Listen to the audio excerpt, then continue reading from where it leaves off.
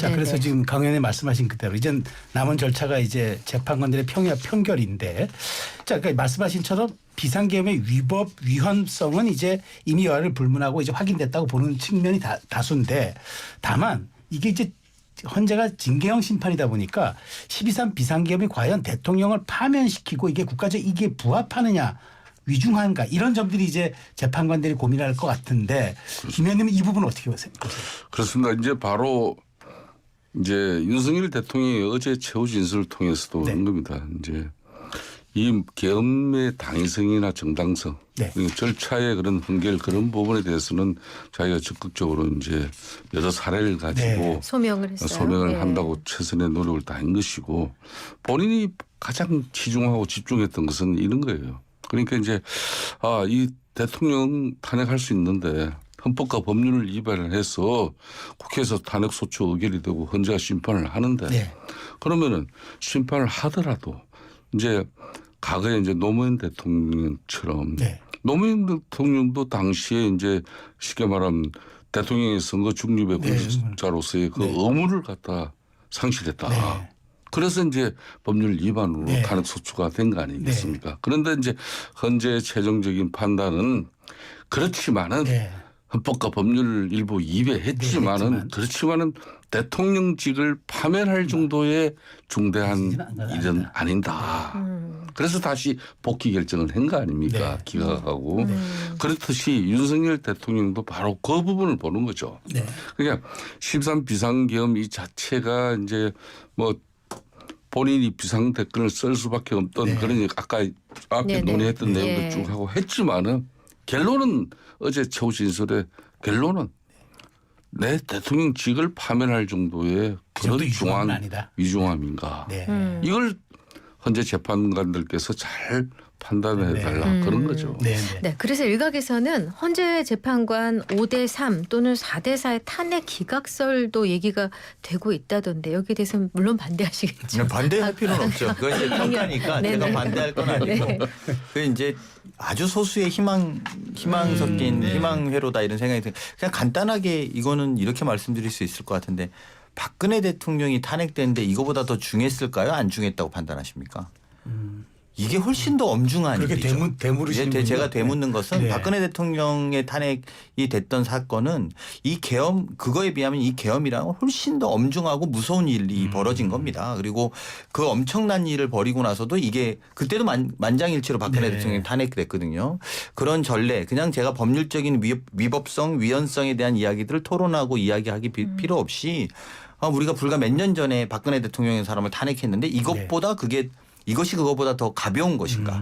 이렇다면 저희가 몇 대 몇의 이야기를 해보는 거지만 네. 그거보다 훨씬 엄중하다는 걸 국민들이 다 느꼈기 때문에 더군다나 이건 눈으로 실시간으로 다 봤던 문제거든요. 그래서 그걸 그렇게 쉽게 생각하기는 어려울 것이다 이렇게 판단합니다. 근데 이제 당시에는 박근혜 전 대통령 지지율이 워낙 형편없었고, 지금은 대통령 지지율이 뭐 계속 한 번이 아니라 계속 뭐 굉장히 올라가고 유지되고 있는 상태란 말이죠. 그렇습니다. 그렇다면 좀 영향이 있지 않을까요? 일정 부분 이제 헌재는 이게 이제 탄핵 소추 이것도 정치적 행위고, 네. 헌재가 판단하는 것도 국민들의 여론적 판단과 흐름이 어떻게 네. 흘러가는가 이것도 잘 지켜보는 거예요. 네. 네. 그런 측면에서 지금 우리 최성영 앵커께서 하신 네. 말씀 상당히 의미가 있는 네. 거죠. 네. 뭐 이 정당 지지율이나 또 사실상 국정을 펴지 않고 있는 윤석열 대통령이 지지율이 저렇게 올라간다. 네. 네. 본인이 어떻게 보면은 지난 2022년 대선 당시에 받은 지지율보다 네. 더 높은 지지율까지 지금 나오고 있거든요. 그렇죠. 자, 그렇다면은 이 현상에 대해서 재판관들은 이걸 갖다가 과연 7대1 내지는 8대2, 5대3 뭐 이런 판단이 가능할 것이냐. 저는 팽이 이런 회의 절차가 네. 길어지더라도 네. 아마 어느 한쪽으로 네. 만장일치의 결정을 가지고 결론은 헌재가 국민들 앞에 서지 않겠냐. 왜 그런가 하면은 헌재 이 심판 이후에 대한민국의 상태를 이제 걱정 고민하지 않을 수 없죠. 그렇기 네. 때문에 헌재 재판관 입장에서는 이게 이제 또 이 자기네들 심판 다음에는 바로 조기 대선이 오는데 얼마나 이게 이제 이 지금 뭐 전장터에 하양금 씨가 가시지 않은 상태에서 현재 이 심판만 기다리는데 이게 뭐 과연 몇 대 몇으로 이렇게 판단을 하겠습니까? 네, 그렇게는 안 할 것 같다. 저는 그렇게 봅니다. 그러니까 의원님 말씀은 8대 0이 아니면 네. 7대 1이나 6대 2로 5대 3이니 뭐 4대 4니 이렇게 해서 인용이 되면 더 시끄럽고 복잡해질 인용 기각 거다. 예. 그런 행위의 인용 기각은 엄청난 이 사회적 갈등과 후폭풍에 아마 대한민국 자체가 주체하지 못할 정도로 혼란이 생기죠. 그럼 평일을 계속 길게 하더라도 저는 평일은 길어지더라도 음. 결정은 어느 한쪽을 가지고 할 거다. 어떻게 이제 보세요? 네. 여론 지지율이 조금 있다고 해서 헌법에 대한 불법 여부가 달라지진 않을 거라고 보는 게 상식적인 이야기고요. 네.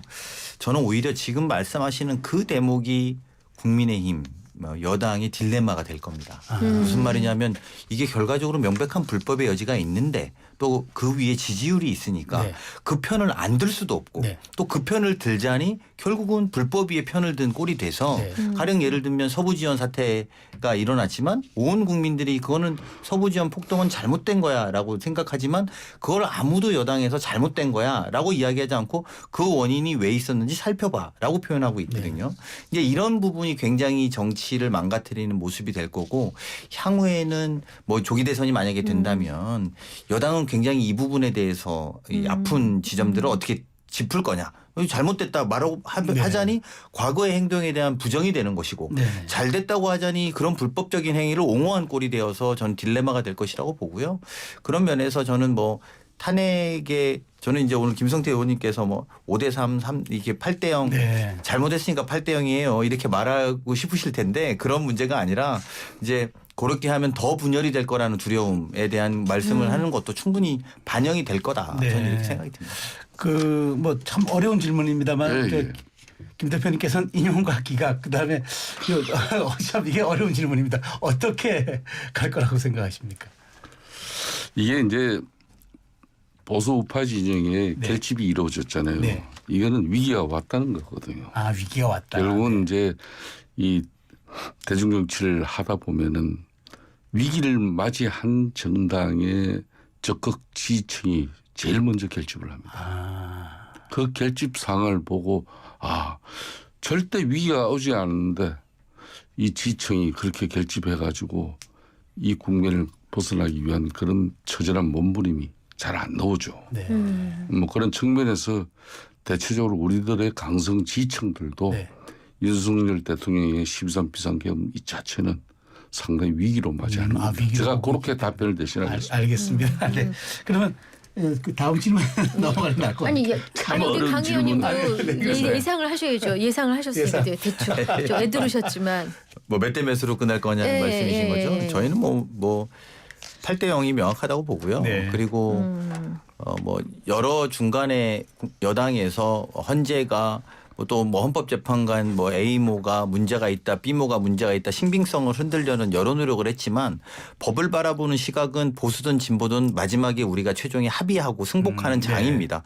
보수가 법을 해석한다고 자주 뭐 달라지고 진보가 법을 해석한다고 달라질 문제가 아니고요. 이건 법 자체의 문제가 명확하고 또 어제 제가 볼 때 헌법재판소에서 국회 측의 변론의 주요 요지는 헌법을 무엇을 위반했는가, 법률 위반 사항은 무엇인가인 반면에 네. 대통령 측의 주요 요지는 이게 어떤 영향을 미쳤는가, 네. 왜 그랬는가 이거에 집중하고 있다는 거죠. 그러니까 불법성은 양쪽이 다 시인하고 있는 거라면 헌법재판소는 8대 0의 만장일치를 할 가능성이 높다고 봅니다. 네. 자, 윤 대통령의 최후 준술 임기 단축 개헌 포함이 되어 있는 그 진술이요. 혹시나 있을 조기 대선에 어떤 영향을 미치게 될까요?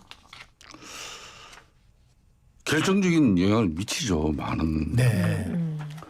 그러니까 이제 제가 좀 전에도 보수 우파적인 측면에서 이 결집은 위기가 왔다는 것이고 그런 측면에서 이제 갑자기 정당 지지율도 높아지고 윤석열 대통령에 대한 평가도 네. 국민들이 많이 달라져 있는 상태를 보니까 이게 우리가 다시 그럼 13 비상계엄 자체를 갖다 우리가 부정해도 될 건지 이런 건 아니거든요. 네.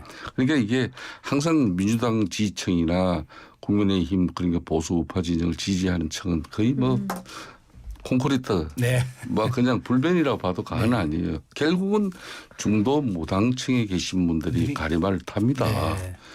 대선이든 총선이든 네. 그렇잖아요. 네. 그런 측면에서 이제 그 양당이 이 윤석열 대통령이 이 탄핵 정국에서 국민이 수용할 수 있는 임계점을 넘어버리면 또 실망해버려요. 네. 그러니까 우리가 좀 전에 뭐 강 의장께서도 얘기를 했지만은 그 서부 지원의 북동 난동 네. 그런 사건을 갖다가 뭐 어떻게 하든 그거는 법원은 민주주의의 최후의 보루인데 거기를 그렇게 해서 혼란시키고 그거는 우리도 같이 비판을 해야 돼요. 그거는 절대 어떤 경우도 용납했을 수 없고. 네. 그렇듯이 그런 임계점 부분에 대해서 이제 민주당도 그런 거거든요. 이게 이제 윤석열 대통령이 형사 재판 절차를 통해서 이제 뭐 체포 구금을 시키더라도 적법한 절차에 네. 네. 예? 그리고 또 방어권이 보장되는 선상에서 해야 되는데 뭐 헌재도 그냥 조기 심판만 빨리 하면 되는 거지. 그런 식으로 뭐 분위기를 변론 준비기일 때 막 몰고 가고 그런 부분에 대해서 국민들이 금방 반응이 나오잖아요. 그렇듯이 앞으로 이제 윤석열 대통령 어제 좀 아쉬웠던 부분은 뭐 이게 어떻게든 막 이게 본인이 대국민 사과를 좀 더 깊게 진솔하게 하고 또 성복입니다. 네. 현재 아쉽다는 결과에 거죠. 대해서는 네. 어떤 경우는 성복하겠다. 네. 그리고 자신은 불행해지더라도 국민 통합을 네. 이야기했더라면은 어제 윤석열 대통령의 최우진 씨는 100점짜리가 된 거죠. 예. 거기 좀 아쉽다는 그런 거죠. 게 좀 아쉽고 그래서 이제 지금부터 이제 이 당이든 저 당이든 윤석열 대통령 민주당은 그건 아니겠지만 네. 계속 이제 우리 국민의힘 힘 입장에서도 끝까지 윤석열 대통령 탄핵 심판 결과에만 우리가 목을 걸고 있어야 되냐. 이 부분은 저는 다시 심사숙고해야 된다고 봅니다. 알겠습니다. 자, 어제 이제 뉴스에 많이 노출된 것 중에 하나가 한동훈 전 대표의 이 발언 때문이었는데 인간적으로 윤 대통령이 미안하다. 그러면서 한국서 가장 위험한 인물은 이재명이다. 이재명 대표가 만일 대통령이 될 경우 유죄 막으려 계엄할 것이라고 했는데 지금 민주당에서는 그럼 한동훈 전 대표가 이런 발언을 하고 또 지금 윤 대통령의 최후 변론도 약간 좀 부족하다고 생각하니까 지금 속으로 조기 대선 있으면 이거 우리 미소 짓겠다고 생각하시는 겁니까? 아니 그거보다도요. 네. 국민의힘의 많은 주요한 정치인들이 말로는 다 기각될지도 모른다고 하면서 다 대선 준비하시는 거잖아요. 그 말의 하나니까. 아니 그러니까 뭐 인용될지 모르는 저는 이미 거죠. 인용될 가능성에 대해서 저는 다 높이 보기 때문에 책도 내고 또 누군가는 태극기 집회에 가서 열심히 또 하시고 네. 또 누군가는 사퇴를 할 거다라고 우리 대구시장님은 사퇴할 거다 대선이 생기면 이런 이야기를 하면서 다 몸을 풀고 계셔요. 그러니까 뭐 말로는 인용될 거다라고 말하면 이제 뭐 지지층한테 굉장히 혼나니까 말을 못하면서 책도 내고 또 과격한 반론으로 도발도 하시는데요. 한동훈 전 대표 같은 경우에 뭐 가장 위험한 사람이 이재명이다 이렇게 이야기했는데 우리나라 대통령으로 검사가 앉았을 때 얼마나 위험한지는 지금 우리가 목도하고 있는 거 아닙니까? 근데 정말 검사만 하신 분이 그렇게 말하는 거는 국민들한테 소구력이 없을 거다 저는 이렇게 생각이 들고요. 오히려 물론 본인이 다행히도 네. 여당 대표 하면서 탄핵을 그러니까 그 계엄을 해제시키는 데는 앞장선 건 참 다행으로 생각합니다만 그렇게 누구를 평가하고 대선에 몸풀기 할 때보다는 지금 본인을 좀 돌아보시는 시간이 필요하다 이렇게 생각합니다. 근데 한동훈 전 대표가 대통령한테 미안하다는 표현 쓴 건 처음인 것 같거든요. 공식적으로는 그렇죠. 그렇죠. 예. 왜 그런 것 같으세요, 갑자기? 그거는 인간적인 소외라고 저는 봐요. 혹시 뭐 반 이재명 적임자로 자신을 이미지 메이킹 하려고 이렇게 한다? 분석은 어떻게 보십니까? 본인이 이제 윤석열 대통령하고 검찰 조직에서 같이 지내왔던 그 많은 영역의 시간들이 있는데 그렇지만 결정적인 윤석열 대통령이 13 비상계엄을 선포하고 정치적 위기 상황이 왔는데 윤석열 대통령을 끝까지 자신이 그냥 온몸을 던져 지켜주기보다는 민주주의를 고민했고 또 헌법과 법률에 위배된 이 행위에 대해서는 국민과 함께 싸우겠다 했기 때문에 어찌 보면은 국회 탄핵소추 의결이 이루어지는 결정적인 동기부여를 한동훈 대표가 한 거죠. 그런 부분에 대한 인간적인 미안함입니다. 즉 그 말은 인간적인 미안함은 미안한 것이고 그렇지만 자신이 대한민국 헌법과 법률을 지키고 민주주의를 지키기 위한 그 결심은 그 결심대로 평가받겠다. 네. 그런 내용입니다. 네. 알겠습니다. 자, 이런 가운데 오늘 이재명 대표의 선거법 위반 혐의 항소심 변론을 마무리 짓는 결심 공판이 열립니다. 검찰의 구형과 이 대표의 최후 변론이 있을 예정인데요. 관심은 1심 결과가 유지될 것인가 하는 대목입니다. 이 대표는 대통령 임기 중에는 재판이 중지되는 게 다수설이라고 얘기한 바가 있거든요. 네. 저희는 사실상 무죄를 좀 확신하고 있는 편입니다. 그래요? 예, 네. 그건 뭐 아시다시피 2심 재판부가 공소장 변경 요청을 했거든요. 그래서 허위 사실이 뭐냐 특정하라 이렇게 이야기했습니다. 네. 그래서 이에 따라서 검찰이 공소장을 변경해서 제출한 상태이고요. 그리고 이거는 기존의 대법원 판례에 근거가 있기 때문에 판사들도 그렇게 명령하신 거거든요. 그래서 그런 부분 때문에 저희가 볼 때는 공소 사실이 불분명하고 그리고 뭐 우리 김성태 대표님도 계시지만 방송에 나가서 말했다고 징역형을 허위 사실로 때리는 경우는 우리가 못 보지 않았습니까? 정치하면서 뭐 500만 원 받기도 하고요. 네. 벌금형으로 뭐 80만 원 받는 분도 받지만 징역형은 누가 봐도 과도하다 이렇게 볼 수 있거든요. 뭐 다른 사건은 모르겠습니다. 적어도 선거법과 관련해서 허위 사실도 뭐 공보물에 만드는 거나 뭐 어디다 붙인 게 아니라 그냥 개인 인터뷰에서 나왔던 이야기로 허위 사실을 이야기하는 건데요. 그래서 아마 제가 볼 땐 2심의 재판부가 공소 사실을 특정해라라고 그러니까 정확하게 허위 사실을 특정하라고 한 것도 그런 맥락이라고 보거든요. 그래서 저희는 이런 기류라면 무죄가 될 거라고 확신하는 편입니다. 네. 김 의원님 어떻게 보세요? 그 이제 저게 이제 바로 민주당 우리 강훈수 위원장님을 포함해가지고 집단 체면에 걸려 있는 거예요. 네? 윤석열 대통령의 헌재 심판은 8대 0으로 이건 네. 100% 인용될 네. 수밖에 없다. 네. 또 이재명 대표의 공직선거법 항소심 결과 올 이제 결심 공판을 마치고 나면은 아마 3월 중하순이 될 건데 네. 정상적인 절차로 보면. 네. 그런데 여기서는 기각될 수밖에 없다.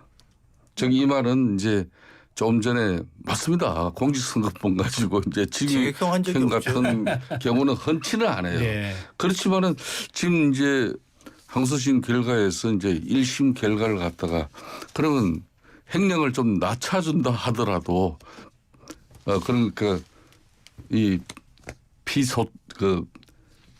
피고인. 아니 피고인 말고요. 국회의원으로서 국회의원 피선거권. 피선거권이 10년간 박탈되는 게 이게 없어지냐. 네. 그게 아니거든요. 네. 그렇듯이 이재명 대표 입장에서는 요 근래 이렇게 이미 아마 이재명 대표는 나는 최종심이 남아있다. 네. 그러니까 대법원이 아직 남아있기 때문에 네. 항소심 이 결과 가지고 우리 당내에서 분열과 갈등 그리고 이거 초래하지 말자. 그래서 이제 흔히 말하는 민주당 내에 좀 잠재적 그 잠룡이라고 일컬어질 수 있는 네. 선수들을 한 사람 김경수 뭐 만나고 있다. 예, 그렇죠. 아. 박용진, 지금 네. 김부겸 다 이런 게 사실 포수이고 교통정리예요. 네. 그러니까 내가 만일 항소심에서 뭐 1심과 별반 차이 나지 않는 그런 판결이 나오더라도 대법이 있으니까 네. 대법원 우리 지금 강의님 말씀처럼 재판 중지설이 다수설이니까 나를 대통령으로 만들어라. 다수설 그래서 이제 가능합니까? 중도 보수 확장 지금 현재 그 정책부터 해가지고 심지어 상속세 기업 뭐 이 법인 뭐 감세. 감세 이런 거는 사실상 보수 영역에 어제가 되는데 이것까지 지금 다 들고 나오잖아요. 네. 저게 상당히 고도의 대선 정책입니다. 알겠습니다. 자, 여기까지 듣겠습니다. 자, 오늘은 김성태 전 국민의힘 원내대표 그리고 강훈식 더불어민주당 의원 두 분과 함께했습니다. 감사합니다. 잘 들었습니다. 고맙습니다.